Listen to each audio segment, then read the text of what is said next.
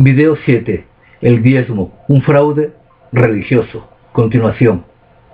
Un libro de texto para seminarios sobre los principios de interpretación hermenéutica nos recuerda: una buena interpretación no debe depender tanto de inferencias que no pueda sostenerse sola sin la ayuda del constructo teórico.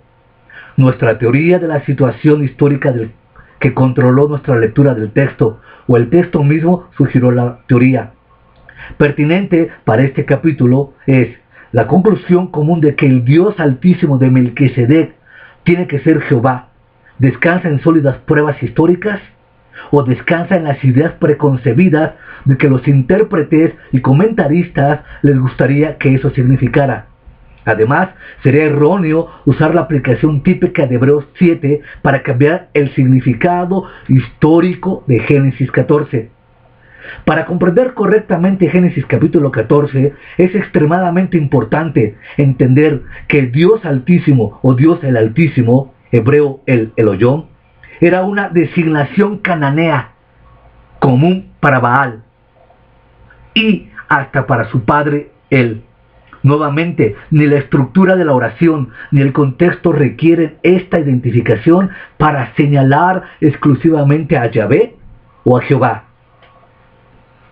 Como concluyente, la mayoría de los comentaristas es desafortunado que el Elohim haya sido traducido, más bien que solo transliterado y dejado como el Elohim de esa situación.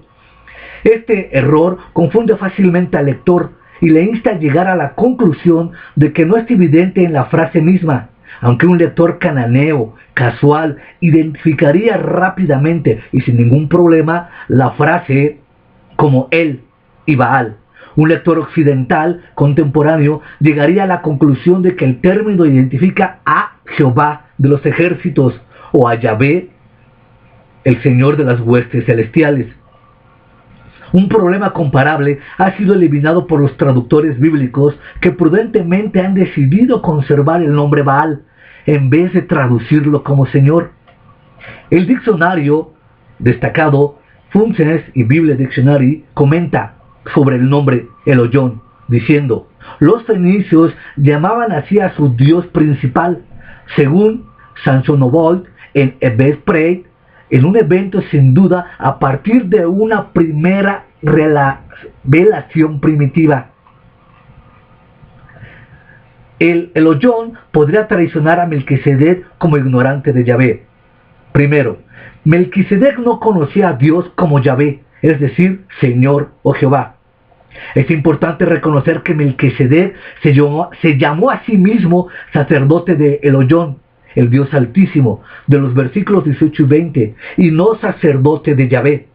El Dios Altísimo, como lo hizo Abraham al dirigirse al rey de Sodoma, en el versículo 22, lo que era especialmente para Dios conocían su nombre. Yahvé, el Señor, es el nombre especial con el cual Dios se reveló primero a Adán y a Eva en Génesis 2:4. Dios habló a Caín como Yahvé en Génesis 4:6, a Noé en 5:29, 6:3, 7:1, 8:20 y 9:26. A Nimrod en capítulo 10, versículo 8, a los de la Torre de Babel en el capítulo 11, versículo 5, y a Abraham en el capítulo 12. El nombre de Yahvé ocurre más de 160 veces solo en Génesis. Los adoradores de todas las épocas, especialmente los de las épocas de Abraham, eran muy exigentes acerca de conocer el nombre del Dios al cual adoraba. A causa de este hecho bíblico, era casi inconcebible que Melquisedec pueda haber sido un verdadero sacerdote del verdadero Dios y sin embargo no haya conocido su nombre especial. Por lo tanto, creo que la ignorancia de Melquisedec sobre el verdadero nombre de Yahvé debería descalificarle para ser el que transmitiera el nombre desde el tiempo de Noé. Segundo, al llamarse a sí mismo sacerdote de El Elohim, Dios Altísimo, Melquisedec podría haber estado identificándose como un cananeo semita. Como se acaba de mencionar, esta referencia Dios Altísimo era usada casi universalmente por los pueblos semitas, no hebreos, para designar su concepto de Balaal y hasta el de su padre, el Dios toro y padre del panteón cananeo. Él, la palabra hebrea que más a menudo se ha traducido como Dios en nuestras Biblias, es una palabra de referencia genérica y no es necesariamente un nombre. Él puede significar igualmente Dios, con G minúscula, el poder de la naturaleza y hasta de un ángel, según Éxodo capítulo 3, versículo 14, Deuteronomio 32, versículo 12, Jueces capítulo 9, versículo 46. Él, según la concordancia griega hebrea de Strong, en la puntuación 410, y sus palabras raíces, Uel, Strong 193, y Al-Gil, Strong 352, significan básicamente poder y fortaleza. Como se mencionó anteriormente, cualquier cananeo asociaría inmediatamente a León, bien con él o bien con Baal, en vez con el Yahvé hebreo. La Escritura no nos dice que Abraham reveló a Melquisedec el nombre del verdadero Dios Altísimo. El pensamiento clave y el clímax de la narración se encuentran en los versículos 21 y 24, no en los versículos 18 y 20, que reciben demasiada atención. ¿Por qué? Porque el campeón de Dios en este punto del Antiguo Testamento es Abraham, no Melquisedec. Aunque Abraham ciertamente debe haber hablado con Melquisedec, la Escritura no registra ni una sola palabra hablada entre Abraham y Melquisedec. Verdaderamente extraño si Dios consideraba tan importante este encuentro. El diezmo de Abraham a Melquisedec era una costumbre guerrera árabe. Génesis 14:20 afirma que entregó a tus enemigos en tu mano, y Abraham le entregó los diezmos de todo. Capítulo 14, versículo 21, el rey de Sodoma le dijo a Abraham, dame las personas y toma para ti los bienes. Como se documentó en el capítulo 1, el diezmo no se originó en la Biblia y nadie afirma que lo hizo. Era una bien conocida práctica pagana, originaria de Fenicia, Egipto, Canaán, Mesopotamia y los territorios alrededor de la fértil Media Luna. Era un impuesto obligatorio usual que se pagaba a un dios o gobernante pagano. El Imperio Romano continuó esta tradición, requiriendo que las naciones derrotadas y convertidas en súbditas, como Israel, le entregaran un botín del primer diezmo de la tierra. Mediante una comparación de las discusiones del versículo 21, el diezmo de Abraham a Melquisedec obedecía a esta antigua costumbre guerrera árabe y no era un mandamiento de Yahvé. A la mayoría de nosotros se nos ha dicho de toda la vida que Abraham entregó voluntariamente un diezmo a Melquisedec, pero no hay ninguna evidencia de esto en la palabra de Dios. Muchos comentarios y teólogos aducen razones contradictorias para explicar por qué Abraham diezmó. Diezmó porque debería dar libremente una ofrenda para agradecer a Dios y honrar a Melquisedec, o diezmó porque estaba obligado a diezmar en observancia a una antigua costumbre guerrera árabe. Es claramente contradictorio interpretar el 10% del versículo 20 como voluntario e interpretar el 90% del versículo 21 como una costumbre guerrera árabe. Una solución de esta contradicción es crucial para comprender correctamente el diezmo de Abraham y simplemente debe ser reconciliada a la verdad de lo que se sugiere. La razón más obvia y más probable de que Abraham diera diezmos a Melquisedec fue la obligatoria costumbre árabe en tiempos de guerra, que requería que la 10ª parte del botín le entregara al que la guerra se gobernara y fuera un gobernante local. Botín de guerra bajo las autoridades de Moisés y David. Comparación del botín de guerra con el botín de guerra. Números 31-21. Y el sacerdote Eleazar dijo a los hombres de guerra que venían de la guerra: esta es la ordenanza de la ley que Jehová ha mandado a Moisés.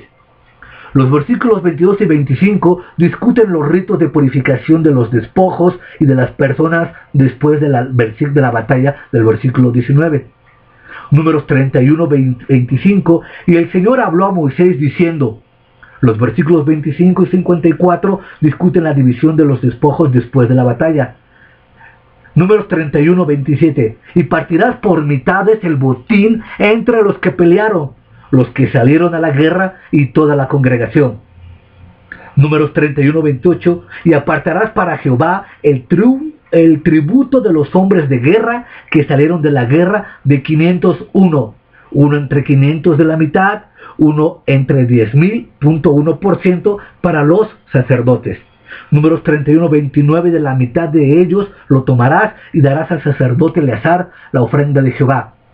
Números 31-30, y de la mitad perteneciente a los hijos de Israel, tomarás uno de cada 50 de las personas, y los darás a los levitas que tienen la guarda del tabernáculo de Jehová, uno entre 50 de la mitad, uno entre 100, 1% a los levitas.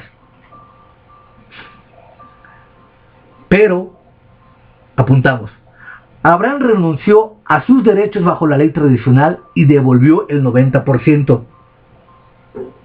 Abraham no decidió entregar el diezmo a Melquisedec, porque este era sacerdote del verdadero Dios Altísimo. En vez de eso, Abraham se vio obligado por la costumbre árabe de la larga data a devolver un diezmo del botín de guerra. Puesto que no hay correlación entre este diezmo y el que se encuentra en la ley mosaica, esta nunca cita a Génesis 14 y ni siquiera alude a ella en apoyo al diezmo.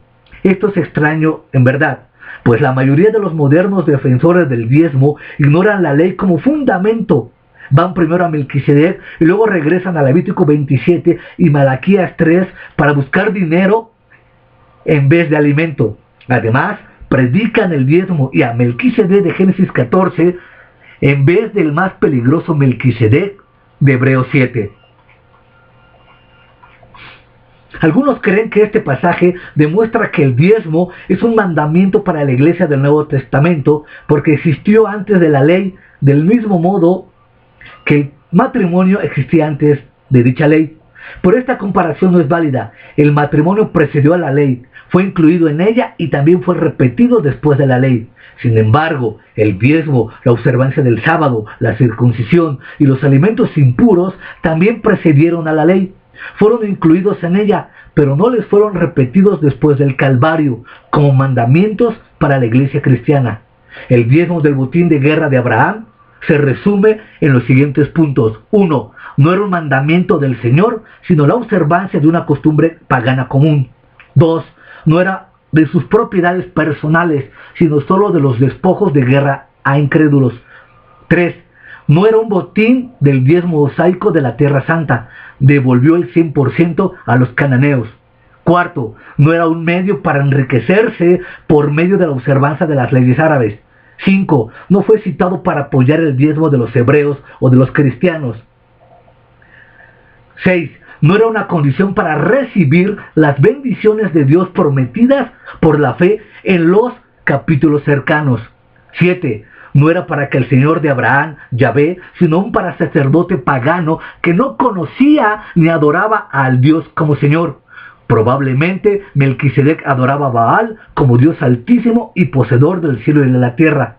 Como rey sacerdote pagano cananeo, Melquisedec adoraba al Dios de Baal, ofrecía sacrificios de niños y promovía el incesto y el sexo con animales como parte del ritual del culto pagano.